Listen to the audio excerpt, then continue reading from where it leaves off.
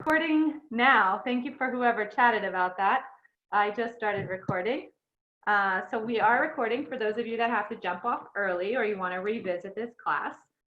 So thank you for that. So as I was saying, it might be a good idea for you to chat with each other and say, you know, I'm looking to start a tasting group. I live in Arizona, or eventually I'm interested in looking for a job in the wine industry, or perhaps you want to talk to each other about, you know, some of the things that you're looking forward to learning from these classes. So feel free to tell me anything and everything in the chat. I think if there's something really important that I need to address live, I'll be checking in, and also Amber and Michael, my husband, will be unmuting and telling me about those things. So this is not necessarily geared towards professionals. So if you're new to wine and you really just want to learn how to better enjoy wine, this is the class for you. If you have been studying wine and you've been on a lot of our tastings like Nicole and Lynn and a few others, Javier, Jeff, and you're just wanting to fine tune your skills and more, by the way, Susan too. So you should be feeling like you're all welcome, every single one of you, and all the different levels of wine knowledge. So I'll try to speak to all of you, which is to say I'll try to be both a master in the level of explanation and somewhat of a, I'll keep in mind the new and, you know, very passionate novices in the room. Okay, so let's get started. So why do we blind taste, everyone? Well, there's a number of reasons. For those of you that don't know, the Master Sommelier and Master of Wine diplomas are the highest accreditation one can get in the world of wine. So some people might be studying for their MW, which is the initial of Master of Wine. I have yet to decide if I want to do that exam or not. Or some might be interested in the Master Sommelier diploma, but both of these exams require that you blind taste wine. So we call it blind tasting, but it's really deductive tasting. It's like we're building, we're doing a game of Clue, right? We're building a case about a wine, and we're looking at things like color, we're smelling the wine, we're tasting the wine, and we're deciding eventually what the wine is, which is to say, we guess the grape, we guess the region, we guess the quality level, the sub-region. So a number of you have requested and asked us, well, how can I taste along with you in these classes? I want to say two things. Number one, a lot of times people get really worried or upset or obsessed about you have to have the wines for the class, otherwise you're not going to be a good student. I don't believe that's true. I think if you were able to obtain some of the wines that we sent, we have a case, a backpack of wine that goes along with the 4 weeks. That's great, but if we don't ship to your state, or if you don't feel like opening 3 wines for each class, I don't think you're going to miss out on the information. I think you can take what you've learned and later on apply it. I think you can vicariously taste through us, which is to say, if you don't have the wines, you can imagine you have the wines, and then next time when you have those wines, you might feel better at appreciating them because you've heard someone explain them. So what we're going to do is every week, you're going to see the same people on. So that's fun. You're going to have some friends from all over the world and the country. And we're all going to ask for volunteers as you feel comfortable. So there may be a few people that want to volunteer to describe the wine that we're blind tasting. But first, a lecture. I would say this is the dorky details that I love. Okay, so this is what we call the grid. You can see a grid in front of you, hopefully. And it covers the things that we're going to discuss about what these things mean. It covers the appearance, the nose, the palate, initial and final conclusion. So if you're looking at all these words on your screen, eventually we're going to define what these things are and where they come from and what they can indicate in wine. So we have a white wine grid. By the way, after this, I will send you the slideshows for each week. I will send you a copy of a grid that you can use, and hopefully you'll feel really comfortable about that. So we'll discuss appearance, nose, palate, and initial and final conclusion in just a second, but you can imagine there's some things that you describe in white wine, and some you do in red wine. So you need a white wine grid and a red wine grid, or as we learned, my dog, she's gonna bark once in a while, but that means that we're really live and that this is not some weird bubble of a tasting, right? So we're gonna have descriptors for red wine and descriptors for white wine, and some things are the same and some things are slightly different. So let's go ahead and look at these things. Sight, we describe color, clarity, and viscosity. And smell, we describe fruit type, characters, non-fruit. And taste, we confirm the nose and confirm the structure of the wine. And then last but not least, we come to a conclusion. Okay, so let's go first with the sight. And what can I tell you and you can learn about the sight? Well, you can imagine there's different color for both white and red wine. So if you look at this kind of, I mean, we couldn't get every single color in there, but if you look at these range of colors, we have flecks of green, pale straw, deep gold, pale gold. So I'm going to explain for new people what some of these things are. But if you ever see green in your white wine, it's generally an indication that the wine is younger. I like to remember it by saying, when I tell somebody that they're new to something, I might say, you're green, you know, or when a wine is brand new, as in it's just finished being fermented and made into wine from grape juice, you can see some flecks of green. Now, green is not a primary color in white wine, but it's more of a secondary color. So you might see like little shimmer of green. You might often in white wine also see like shades of gray. So some grapes have a pinkish grayish skin. A good example is Pinot Grigio. So sometimes in a white wine you might see grayish or you might see green as a secondary hue. Most white wines will be somewhere in the straw family, pale straw or deeper straw. If they are young and if they are unoaked, we're going to describe oak in wine and age in wine. But you can imagine you have an apple and you cut open an apple. Think about that flesh of the apple before you leave it on the counter. It's unoxidized, so it does not see oxygen until you maybe leave it long.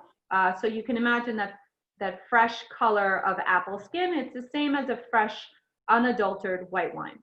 As you start to look into the pale gold and deep gold, things are changing in the wine.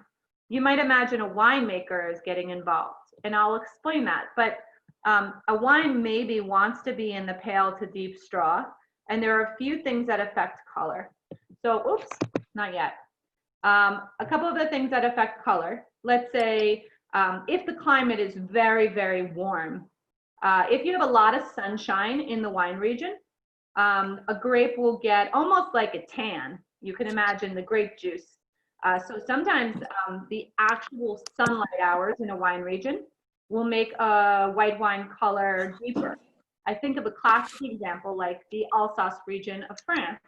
It's in the northeast corner of France, and almost always when I look at Alsace wines, they're golden in color.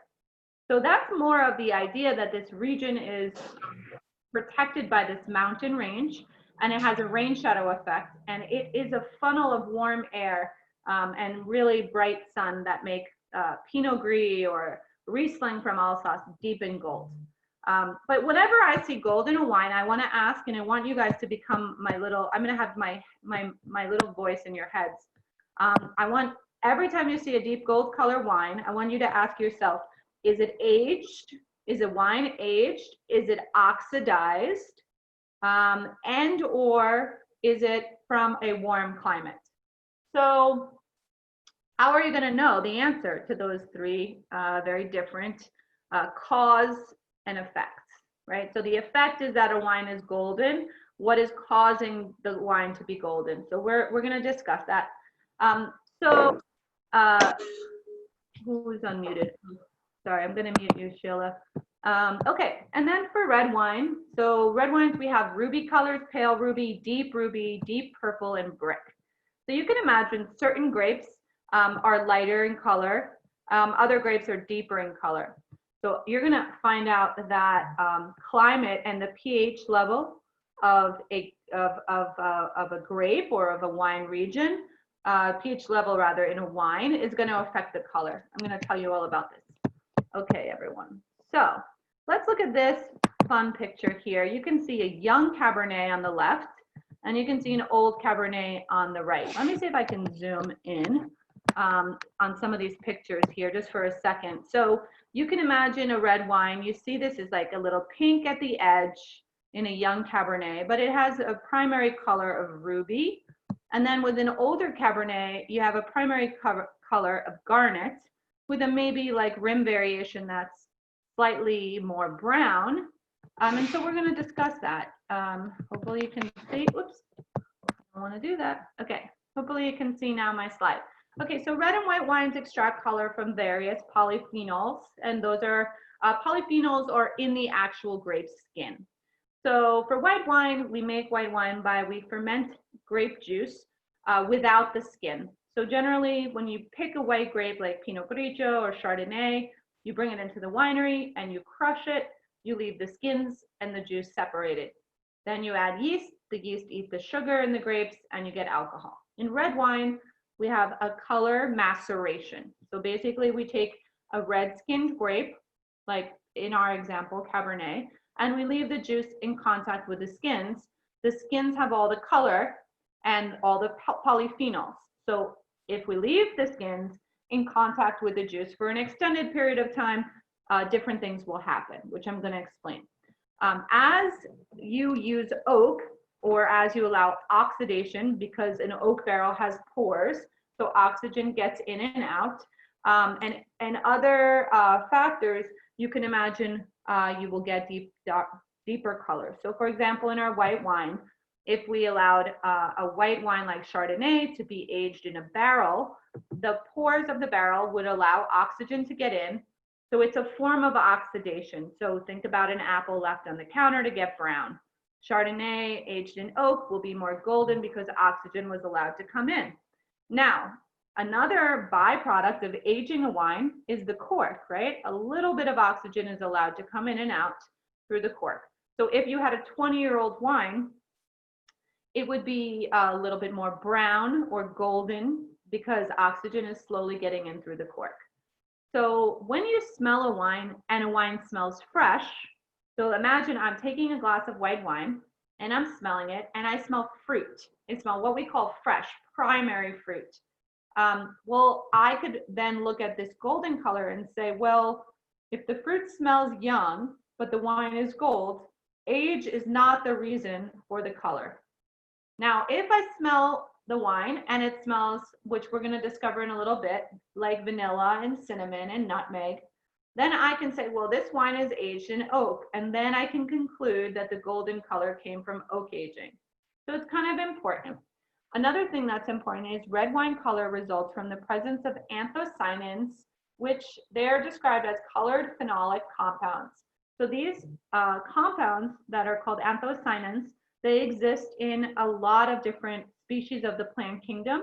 So you can imagine if you've ever grown hydrangeas or different types of flowers, you can get colors of orange to purple.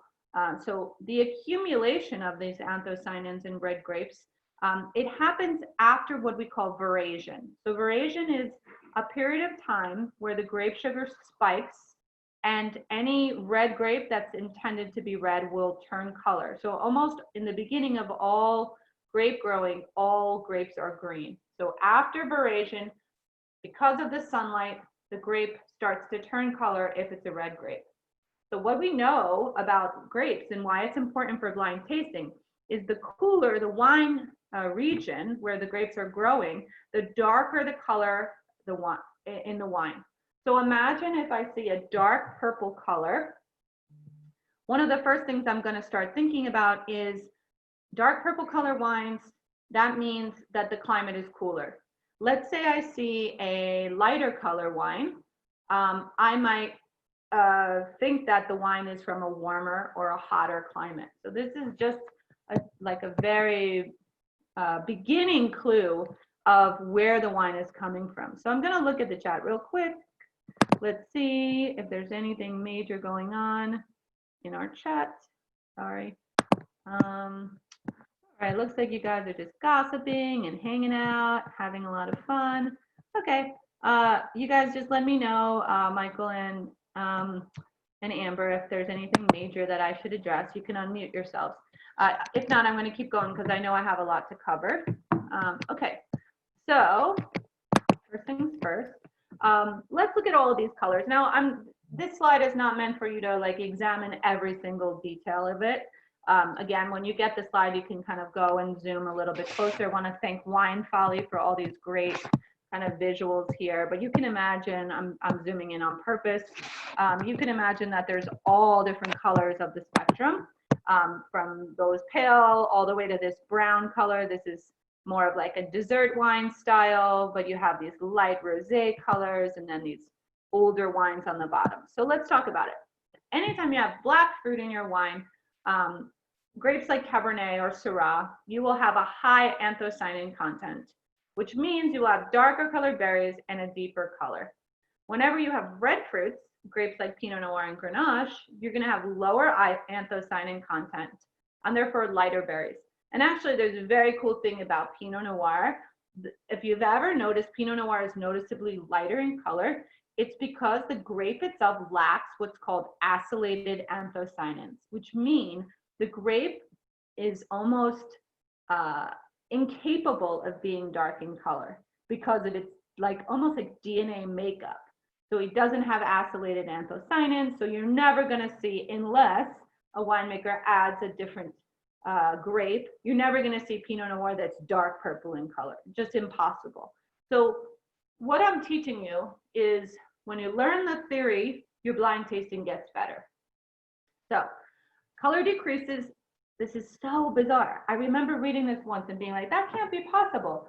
The color decreases the longer you macerate your wine. So for example, you would think I have white grape juice and I leave the skins and the juice together for a short period of time, I would get a lighter colored wine. If I leave my grapes with my wine, my skins rather, for a long period of time, I'm going to get a deeper wine. It's opposite. So Barolo and Barbaresco, they're a really classic example. If you've ever noticed, they're almost like a light garnet in color. Sometimes they look like Pinot Noir, but more brown and orange. So they're kind of transparent in color. They are macerated sometimes for multiple weeks at a time. So in theory, the longer the maceration, the lighter the color. However, they retain their color longer in the bottle. So just remember that, which is to say, it's very hard to just look at the color of a Barolo and tell whether it's a 20-year-old wine or a 5-year-old wine. So that's something that you're going to want to rely on your nose for. Another thing that you should know is color. When a wine has botrytis, which is it's a type of noble rot that we see in Sauterne, in some regions like in Germany, we have some botrytis, or often we see it in grapes like Chenin Blanc. It is going to show a very golden color because there's something about the botrytis, which is a noble rot or a fungus, that actually produces something called lacase, and it's an enzyme that oxidizes the grape must. So it makes it look golden. So you might look at a golden wine and smell honey or saffron, and you can say, oh, this gold is coming from botrytis. So I don't know if this is being like totally over anybody's head, but hopefully not. The longer you age your wine in oak, the darker the color. Oxidation of the color contrasts, of course. So new oak stabilizes and augments wine's color. Okay, now this is very cool. I loved learning about this when I was studying wine. The lower the pH, which means the higher the acid, it moves the pigment from a redder spectrum. The higher the pH, which is the lower the acid, the more purple or blue. So imagine I'm looking at a red wine. I can look at a red wine and it's more garnet in color. I can sort of imagine that the wine's going to have higher acid or lower pH. And if I look at a deep, dark purple color, I can imagine, of course, I have to confirm that the wine has a lower amount of acid, aka a higher pH. Let's see if there's any questions on that. Feel free to ask or chat about it. But now we're going to talk about clarity in wine. So you can see this is a really good image. There's a hazy wine on the left, and there's kind of a clear wine on the right. We talk about clarity in wine. Clarity is affected by the density or the concentration of color and the liquid's turbidity. So this is turbid, right? This is very turbid. It looks like a Hefeweizen beer. Turbidity indicates a measure of haziness. It's caused by solid particles in suspension with a liquid. So you can imagine there's a way to get a wine to be clear. You can fine it. You can put it through like almost like when you're making consomme and you put an egg white in your stock and all the proteins bind to the egg, and then the consomme, if you're making a soup or a stock, will be clear. So the same thing can happen in wine. You can use fining agents, like sometimes you use egg whites. You can use fish bladders and different, it sounds crazy. You can use different filters to fine a wine. So this wine on the left is unfined, unfiltered. The wine on the right is fined and filtered. So suspended solids affect wine's clarity. We have things called translucent, transparent, and opaque. So opacity is a result of highly concentrated dark color. So we really use the word opaque when we're describing red wine. An opaque object does not allow light to pass through. So deeply colored wines that are impossible to see, we would call them opaque. All right. Now, we talk about rim variation and sediment. You can kind of see the rim variation would be there's a different color in the core and it fades to a slightly different edge. So the rim variation on a lot of these is pretty similar. I think you could see it most in wine number 6, that the core is a little bit more dark and it gets to orange on the edge. As wines age, the color at the rim begins to show oxidation before the color at the core. A youthful opaque dark wine could show pink if it's young, and maybe after 2 decades, you'll show a wide garnet band, but the core will remain purple. Sometimes you might see visible sediment in an older wine. This is because you have precipitated tannin. We'll discuss tannin in a little bit, but anthocyanins, the color from the skins, bind into solution and become liquid, but over time they fall out of precipitation and they become like a fine sediment. So sometimes if you see sediment in your glass, you might really conclude that a wine is aged. In white wines, we have something called tartaric crystals. They look like a flakier, almost like a piece of glass or sand. They're bitartar crystals. When a wine was not cold stabilized, so when you don't chill a wine down before bottling and let all the tartaric acid precipitate out, when a wine is introduced to the market and it's chilled in a, like, let's say a wine refrigerator or at home, that's the first time that the tartaric will cold stabilize. So it's nothing to worry about, but basically if you see a wine that's white that has a little bit of crystals, just know that it's potassium bitartrate, Rumi agrees, and that it's fine to drink, but it's because the wine wasn't cold stabilized. Now, what do you use this information for? How come a wine, if it's unfined and unfiltered, would maybe be called old world? Or maybe if you saw these kind of like hazy wines, would you associate it with less than modern winemaking technique? The reason is a lot of the producers in the new world will basically use fining and filtered as a general rule, whereas old world, the idea is less is more, like not as much intervention. Hold on 1 second, because I forgot to plug in my computer. Hold on. No, it's right here.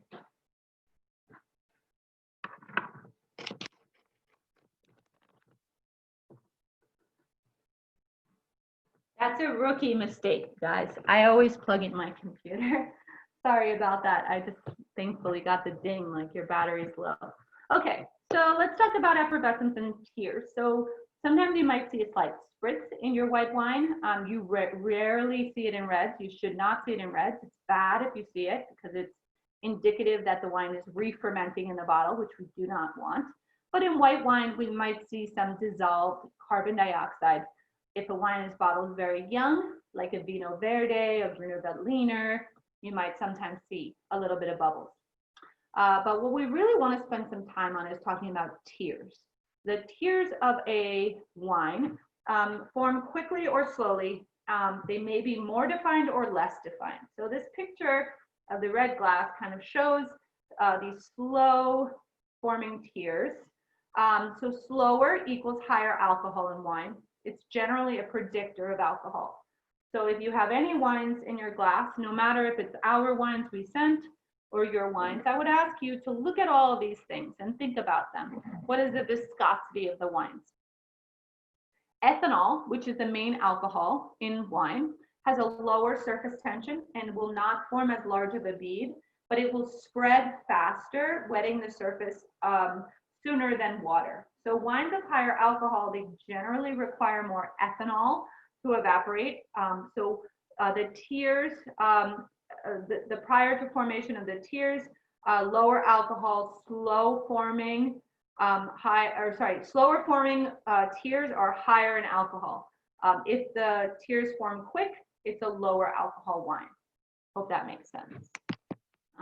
So we have a lot to cover. So well, sorry to interrupt. So I have a couple of things that I thought were interesting to address here. Sorry guys, I'm packing at the same time, so I'm like listening with my camera off. But I think if we go back to the slide with the 6 red wines on it, there was a couple of questions about the different hues of the wine, and I was wondering if maybe specifically they were asking about like wine 1 and wine 4, and I was wondering if you might tell them what, if you were in a blind tasting and you were looking at the colors of these wines, maybe what those would indicate to you.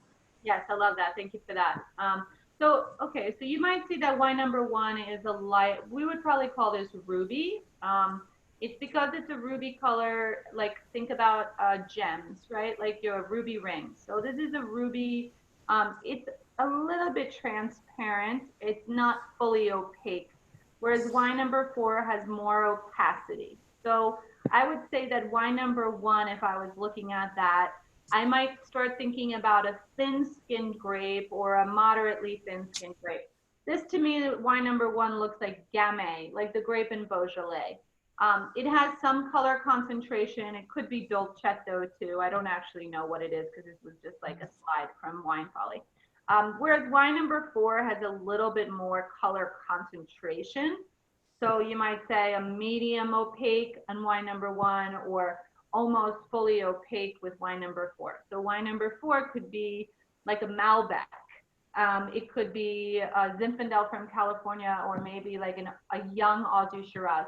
But they're not that dissimilar. So they're very similar in color. I think the most important is the lack of a very deep, almost like you could kind of read your fingers through wine number 1, but not so much wine 4. Does that help, Amber? Yeah, I think so. Cool. Thanks. Okay, great. So as we're going through and we're talking about the nose, some things go wrong in wine. I'm not going to spend that much time talking about it. Hopefully none of the wines that you have extreme flaws. These are flaws in wine. So TCA 2,4,6 trichloral anisole. It's a type of basically compound that has been identified to cause musty or off aromas. It's officially called cork taint.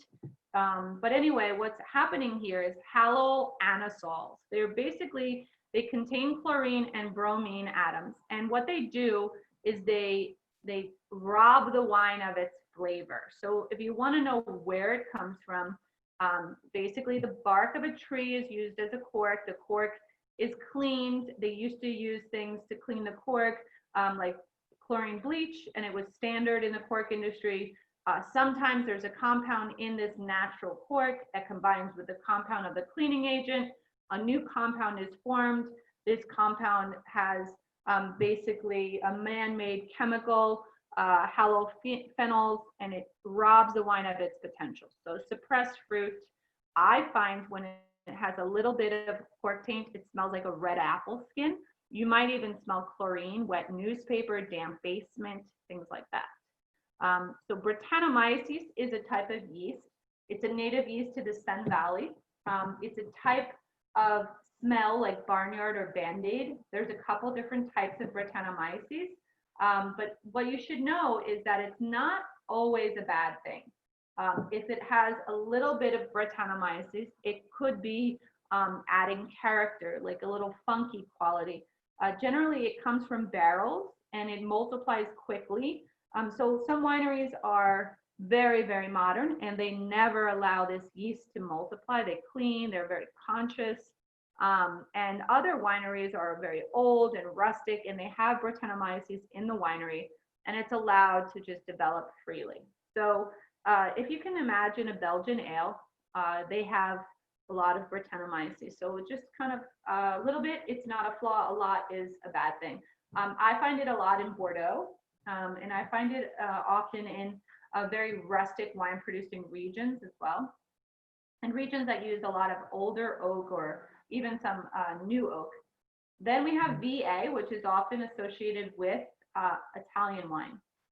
What we smell is kind of like a high tone aroma. Volatile acidity is basically acidic acid bacteria that converts glucose and ethanol into acidic acid. So I know it's very dorky, but basically it prefers sugar-rich environments and it's highly active during primary fermentation, which means the larger the barrel that you use, the more acidic acid and bacteria are converting glucose, the more you're going to get volatile acidity.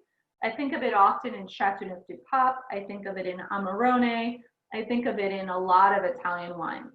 So a VA sometimes could be a good indication. You smell it up into your nose. So varnish, that sounds bad. It could be a little bit like, sometimes I find it to be blue fruit, like it smells very fresh. A little bit of VA is kind of a lift. People will say it's aromatically intense. Oxidation is kind of, as the name suggests, it's a flaw when it's not supposed to be there. When air has flawed the wine, but it's not supposed to be there, we would call it an oxidized wine. So we have something in wine called premox, premature oxidation. And then sulfur. Sometimes in sulfur, what we have here is hydrogen sulfide. We often call it sulfur, the smell of rotten, extreme cabbage when it's too much. But you might get a flinty or a minerality in small amounts of sulfur. It adds a character to wine. So there's a method where you can allow your wine to get oxidized and then put some sulfur dioxide in the form of sulfites into a wine, and it will freshen a wine up. So next we have these things called impact aromas, which basically are compounds found in grapes that are not fruit. We have pyrazines, we have rotundan, thiols, monoterpenes, and lactones. So what you would imagine is that certain grapes are prone to these characteristics and other grapes are not. For those of you that have the white wine that we sent, if you bought the pack, and for those that don't, I won't not include you in the conversation. There is a smell in white wine number 1, if you have it, that has a little bit of what we would call terpenes. So you might smell the slightest aroma of like a white flower, kind of a floral tone. It's not extreme at all. If you have the red wine, which is wine number 3, you might find the teeniest bit of what we would call pyrazine. So you might get a little bell pepper, some kind of herbal green aroma, cut grass. And if you have wine number 2, you might smell wine has a little bit of rotundan. So I know that this is really, it's only an hour, so we have to be mindful of time.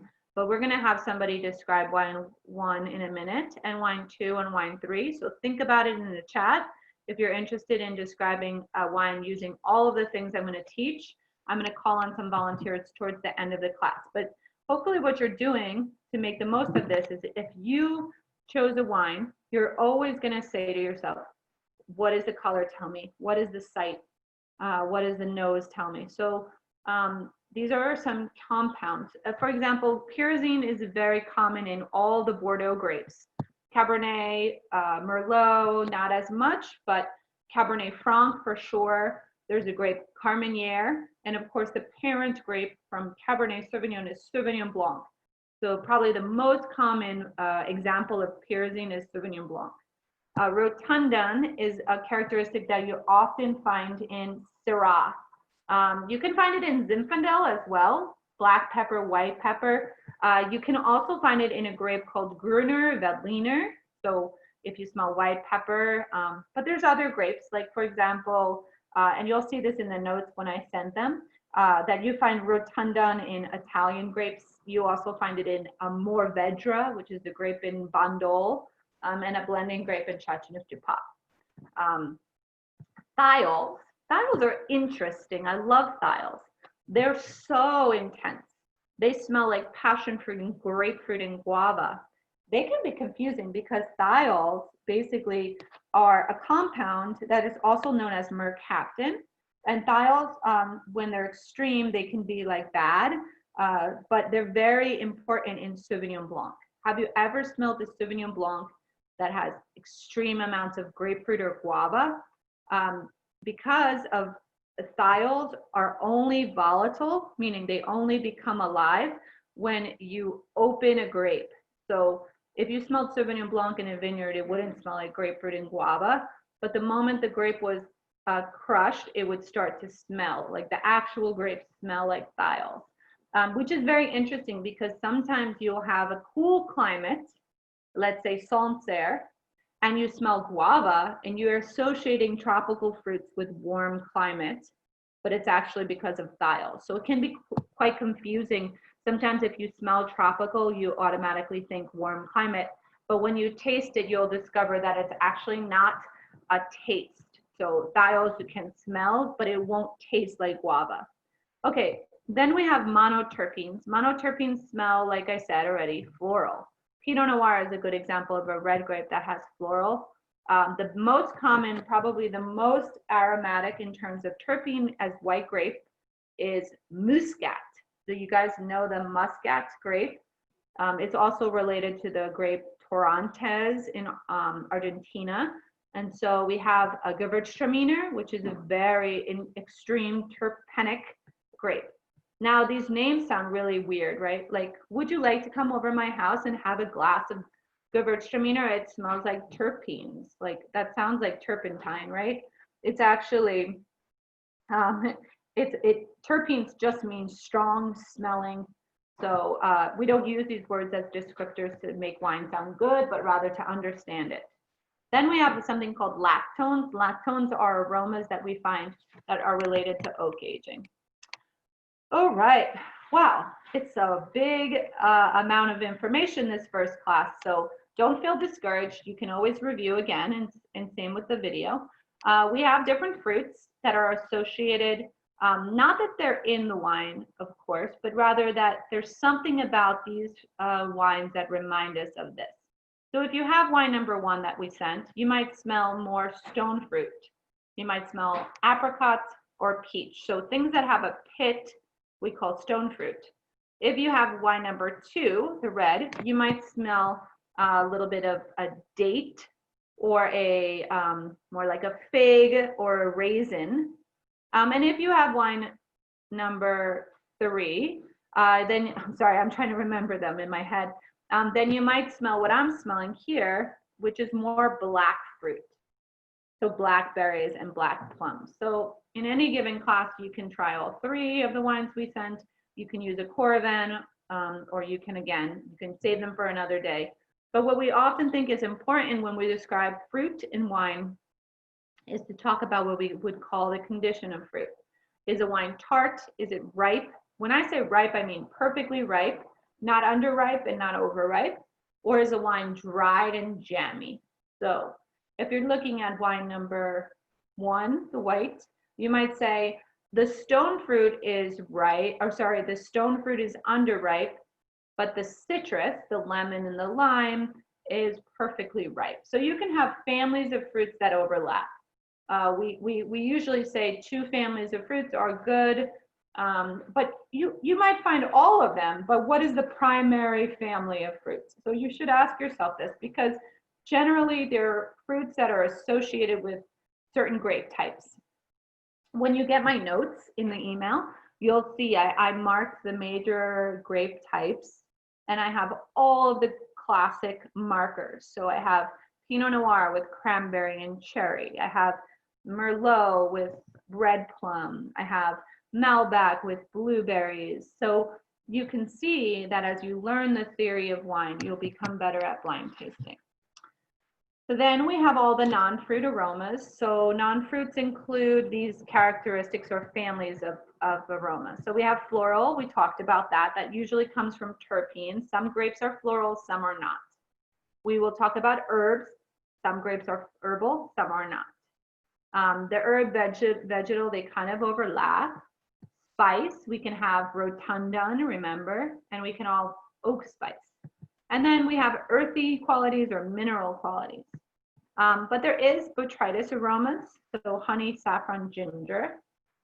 If you allow a wine, this is more for white wine, if you allow a white wine to go through a secondary fermentation, we would use the word malolactic. But when you smell a wine that has malolactic, you might smell sour cream or butter or yogurt. So sometimes I'm smelling a white wine and I'm getting this yogurt smell and lemon zest and custard.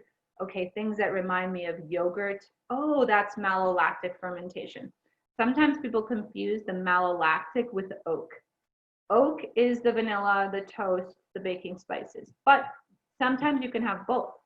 You can have a sour cream or a buttery smell and then a vanilla smell. That's like your classic California Chardonnay. The other aroma that sometimes we mistake for vegetables is lees aging. So for example, there's a white wine called Muscadet. The Muscadet is growing in the Loire Valley by the Atlantic Ocean.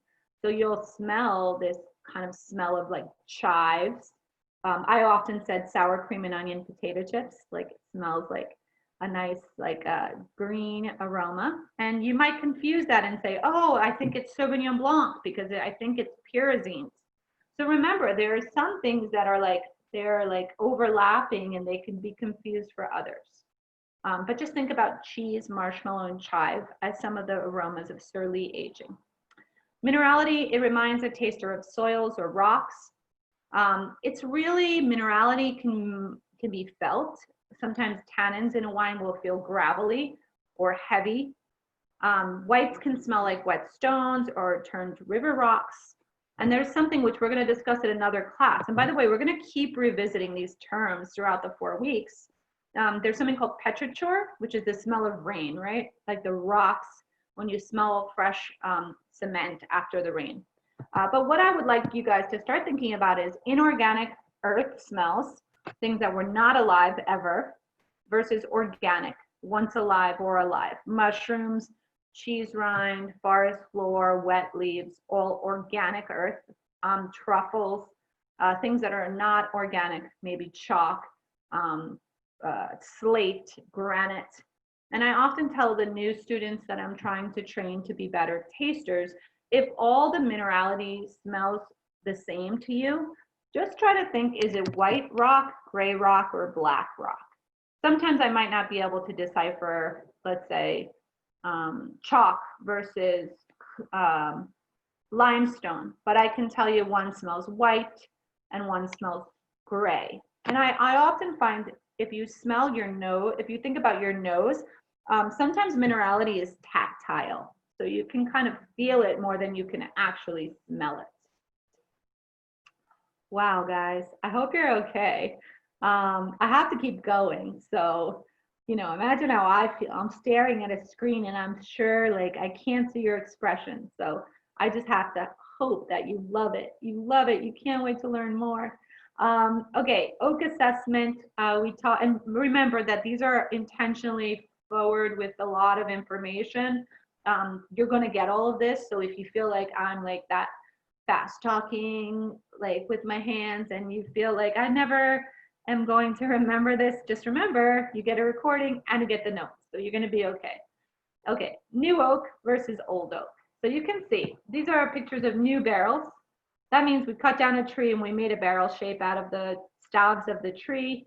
and we formed these cylindrical things that we can store wine in. And these are botti. These are pictures of barrels in Chianti. They're large, right? So the larger the barrel, we call them large format, and barrique, they might be smaller barrels. So these look brand new. You don't even see any color. And these are been used multiple times. So new versus old. New toasted oak has smells of vanilla and baking spice. Oak wood contains 3 types of compounds: hemicellulose, wood sugar, oak lactones, and lignans. So basically, when you heat oak is when it becomes aromatic. So the reason we smell vanilla is we toast the sugars in the wood, and when a wine is first put in contact with that barrel, it's going to leach those flavors. If you use a barrel, it's even said that if you use a barrel like 2 or 3 times, the oak aroma starts to decrease. Generally, the first time you fill a barrel, it could be really harsh in oak flavor, and after several vintages, it's rendered neutral. So if you say, somebody says, this is a neutral oak barrel, they mean that the barrel was used multiple times. So now it's just a vessel for oxygen. It's not a vessel for flavor. I hope that makes sense. You can have barrels that are cut down from France or American forests. So there's 2 principal oak lactones. One is called whiskey lactone and trans oak lactone. Trans oak is higher, that lactone, in American oak. The major thing to look for is American oak smells like coconut or dill. Some people say sawdust. French oak, it's cut. We can discuss in another class when we talk about lactones further. But the way you cut the barrel, the way you cut the oak or you saw the wood is going to give you either a more harsh or a more delicate aroma and taste. Okay, last but not least, we talk about the palate. We think about these components that we cannot really smell: sugar, body, acid, alcohol, tannin, finish. You can't smell a wine and say, this smells like a long finish. Okay, so we have sweetness. So sweetness is something that we can taste at the tip of our tongue. It refers to the presence of unfermented residual sugar in a wine. It's not the suggestion of sweet flavors. So if I'm smelling a New World wine, we would expect a lot of fruit aromas. When I smell New World Cabernet, I smell blackberry, black plums, and they smell ripe. That does not mean that there's going to be sweetness in the wine. So basically, sweetness is when you leave residual sugar and the yeast has not consumed all the sugar. Acid actually can distort the taste of residual sugar. So if you have a high acid wine and a high sugar wine, you will notice that the sugar tastes less sweet. Generally, dry white wines, we say wines are dry when they're between 0 and 4 grams of leftover or residual sugar. Although some German Rieslings, we can call them trocken or dry, and they have as much as 9 grams. When we have body, we talk about body as the weight of the wine on our palate. It's actually interesting because when you think about body, it's the primary function of a wine's viscosity or dry extract.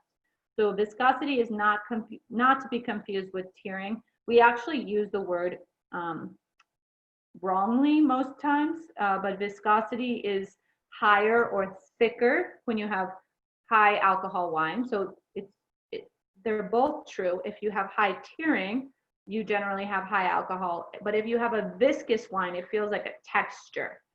The more textured wines that have a thickness in the body, they're generally because alcohol has a thickness, so like a glycerol or a dry extract.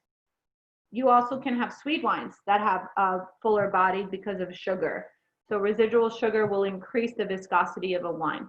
So basically, when we say a wine has dry extract, what we're saying is it's a sum of dissolved solids, RS, residual sugar, tannins, polyphenols, glycerol, and minerals. They all can increase the perception of body. When you add oak, it turns up the volume of the body of a wine. Hopefully that makes sense. Here we have our tongue, and you can see there's I mean, some people argue this is no longer true, but you taste sweetness at the tip, saltiness right here on the side, acid on the sides of your mouth. Makes your mouth pucker. I love this thought. Imagine this.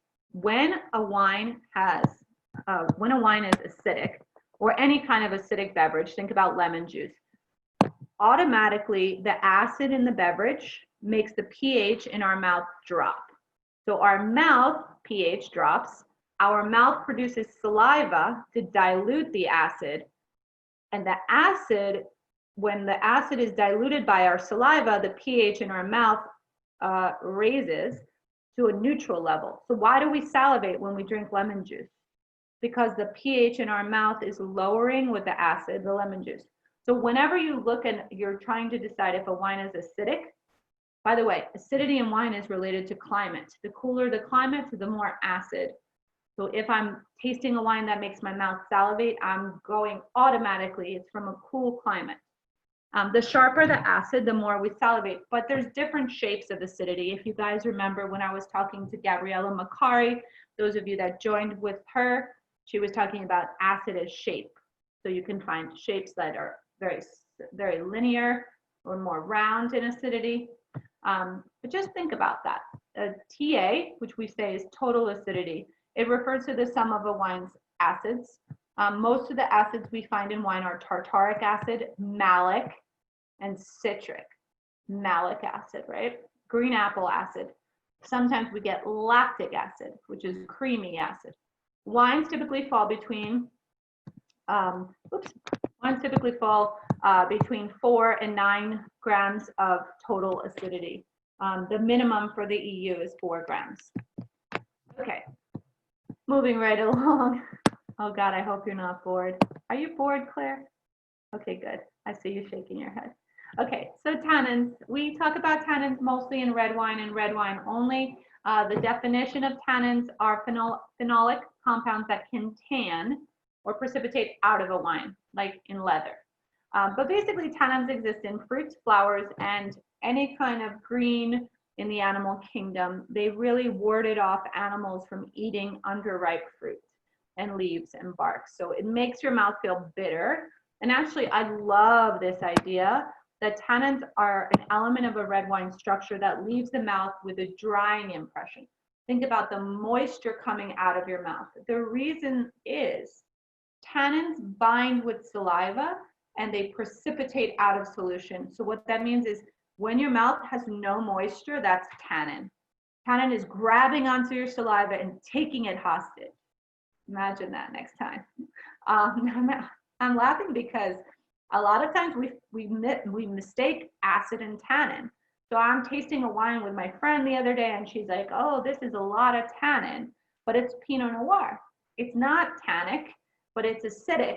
And I'm not blaming her. I'm saying her mouth is salivating, so she's feeling something and she's not quite sure, like, is it drying my mouth out or is it making my mouth water? And here's an interesting thing. Some grapes are high in tannin and some grapes are low in tannin. Tannins don't relate to climate. They relate to the type of grape. As a rule, the darker the color, generally the more tannin.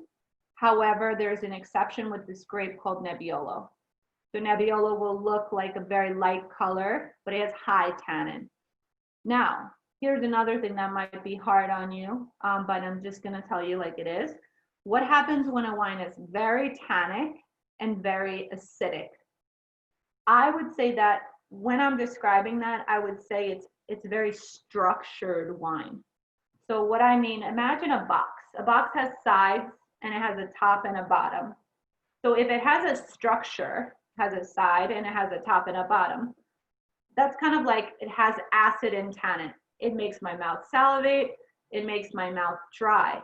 It's almost like this weird cycle because if a wine has high tannin and high acid, if you're not paying attention, both taste like they're not existent because one is drying your mouth and one is making your mouth salivate. Okay, enough about that. To be continued. Remember, every week we're going to talk about these things. Ethanol, alcohol, it's a byproduct of fermentation, the dominant alcohol in wine. It contributes to wine's weight, generally say low is less than 10%. By the way, those are few and far between. There's almost no wines being made right now that are less than 10% alcohol, save for German Riesling, which could be like 8%, some very, very cold climate reds, or sorry, whites like Vino Verde, but it's almost non-existent. Medium minus is between 10 and 12 and 12.4. Medium, you see, okay? And high alcohol, 15% alcohol. Remember, these are coming to you in the form of notes. So what's gonna happen now? We're gonna use all of the things that we learned and we're gonna form a grid.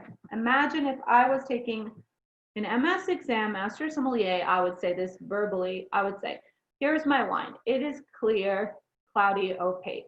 Remember those words, guys? What I taught you is clear wines versus unfined, unfiltered, cloudy wines. Opaque is really for reds. So I would say, this is a clear white wine. It is pale straw. It has hints of green. It has a clear rim. It's no gas, no sediment. And the tears are high, slow forming, whatever. I would talk about the nose. There's no flaws. Remember all those things I taught you, Brettanomyces, TCA. So you see how the last hour, or give or take, has led us to all of these descriptors. So what do we want to know? Old world versus new world. So if the region is in the old world, it's basically all of Europe, Italy, Spain, France, Germany, Austria. If the wine is from the new world, it's more United States, the South American countries, New Zealand, South America, or sorry, New Zealand, South Africa, Australia. So what's the major thing? Old world wines, they smell more earthy. They have less alcohol. They have less oak. They have more minerals. New world wines, they have more intensity. They have more fruit. They have more oak. So as we're tasting, we're going old world, new world. The climate of a region can be cool, moderate, or warm, or hot even. Climate is indicative of structure in wine. So if I say a wine is cool climate, I expect the acid to be high and the alcohol to be low. Alcohol and acid are almost always inverse. So all of these theory of these grapes and wines and regions, they're all because we're starting to say what it's not. So as you kind of go through the next 3 weeks, we're going to get really good at this. Okay, does anyone want to volunteer that has tasted wine number 1 throughout this class? If we gave you a wine, if we sent you a backpack, I think there's a few people that signed up, but maybe they didn't get theirs yet. So you can imagine when you go ahead and taste. But I think if Diana's on, she has the wine. Who else got the wine? Oh, there she is. I could do it. Great. Okay, so wine number 1 is a clear wine. Say it's straw, fading into a water meniscus. There are some slight gold flecks. It is day bright. Viscosity is medium. So medium, maybe medium minus. So I think the alcohol is probably lower in this wine. Good.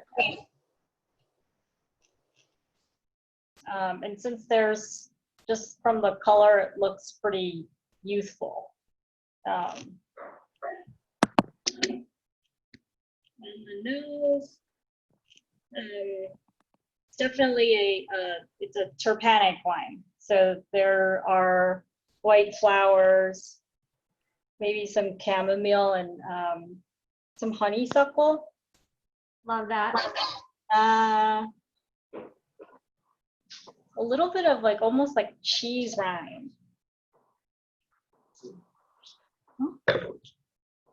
Lemon curd, lemon skin, some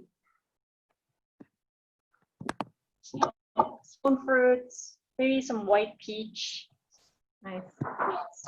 Um,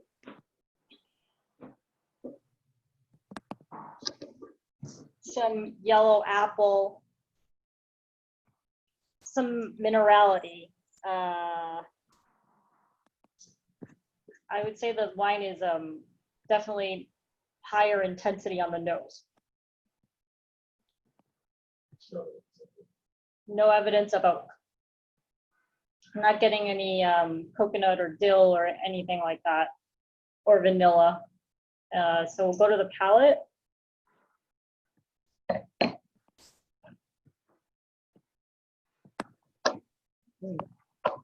Acid is high. And I forgot to say that there are no flaws on the wine. So there's no TCA, Brett, or anything like that on the nose. The wine is clean and sound. It's delicious. Confirming the fruits, there's still some lemon curd, white peaches. The wine is a balance. So high acid, it's dry. I think it's a dry wine. The alcohol is medium minus. The body is medium. The texture is kind of creamy.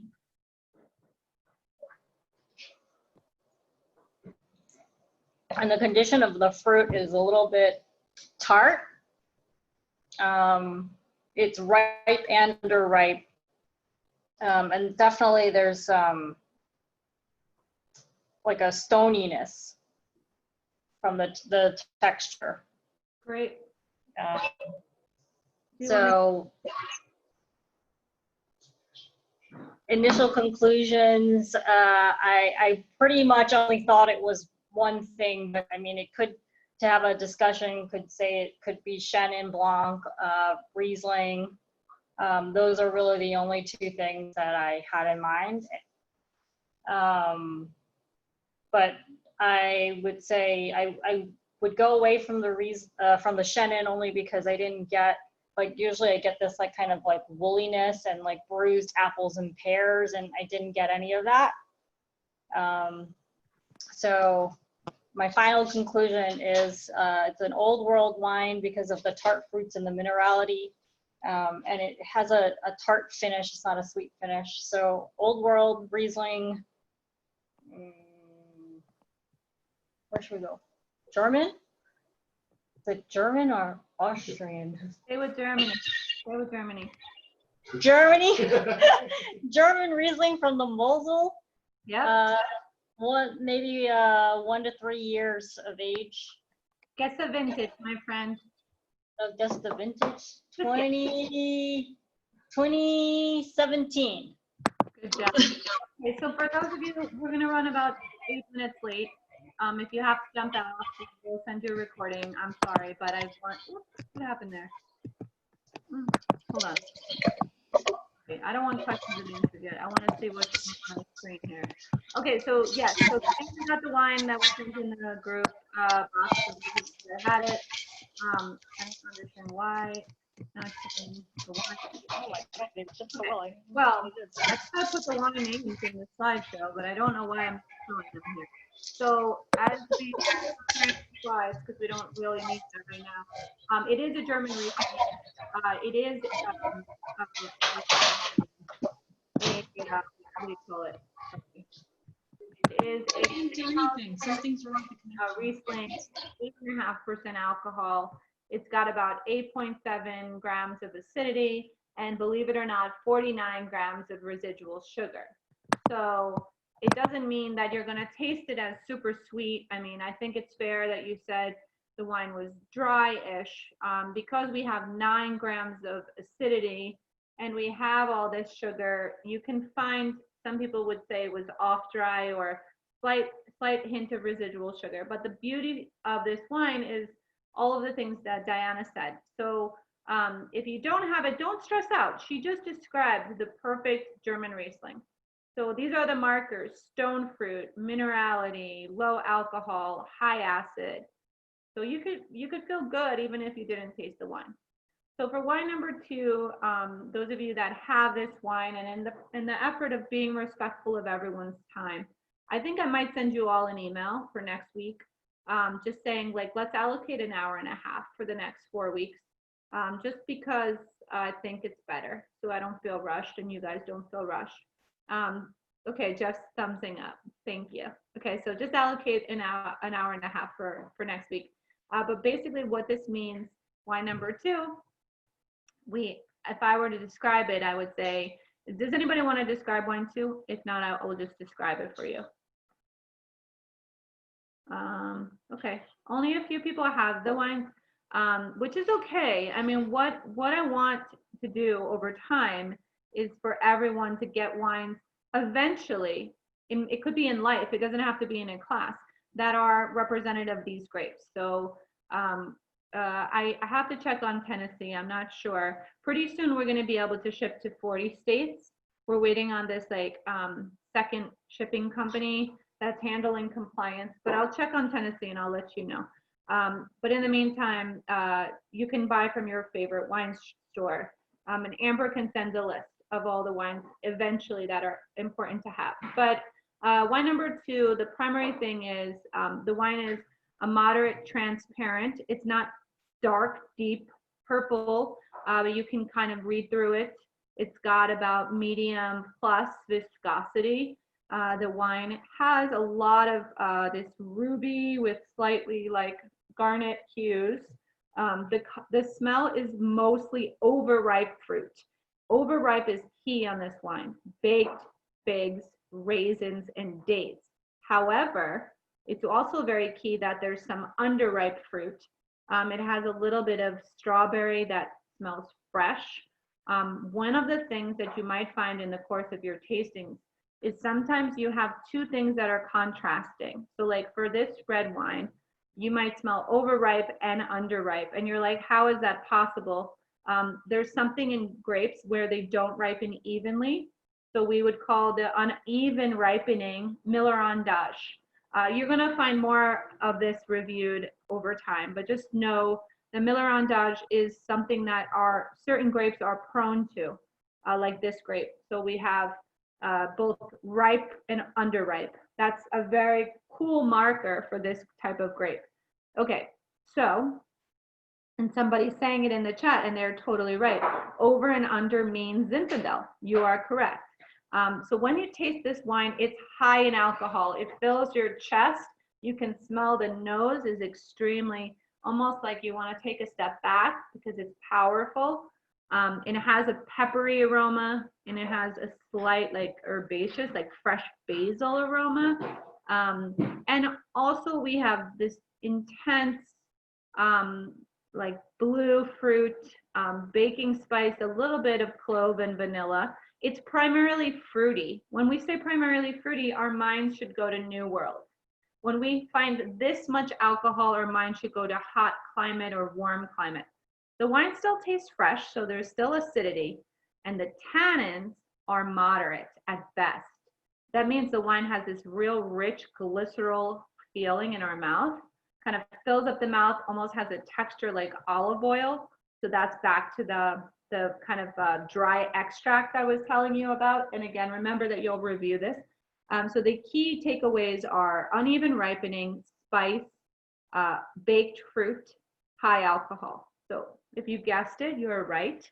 That wine was the descriptor of a really classic Zinfandel.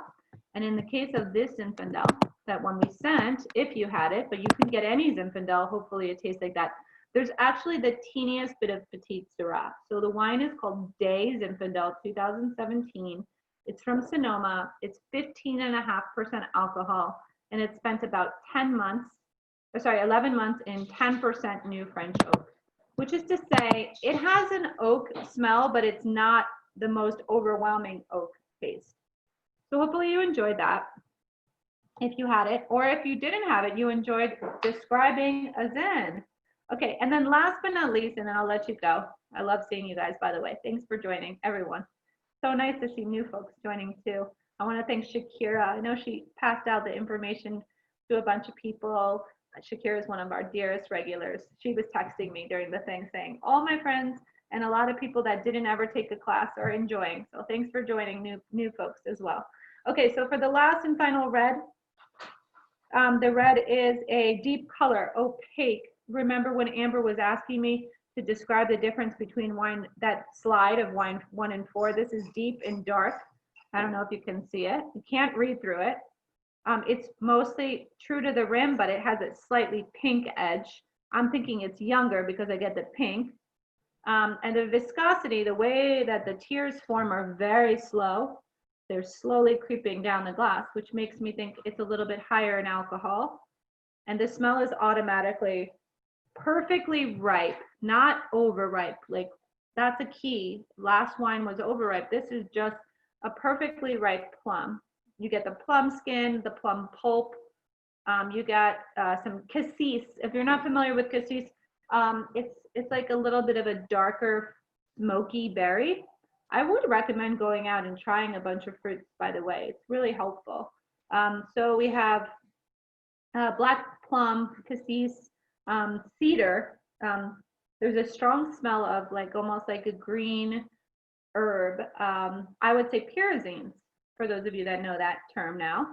So pyrazines are definitely present. It's a slight woodsy, almost like tobacco, cedar, cigar box, but it does smell mostly fruity. And it has a minty quality too. So sometimes with new oak, you can get a spice, a mint.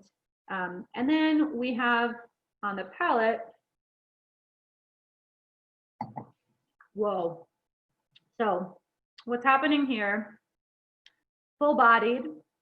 The tannins are, and some people say they like to describe tannin as texture. For me, the texture is like almost like sandy or chewy. It kind of feels fine, like gravel would. So it's a very high tannin. I would say acid is moderate. So on the sides of my mouth, not really that high, but full-bodied, high alcohol, or moderate alcohol, maybe medium plus alcohol. So what do you think I'm describing, group? Some people are saying Malbec or Merlot. So let's talk about those grapes.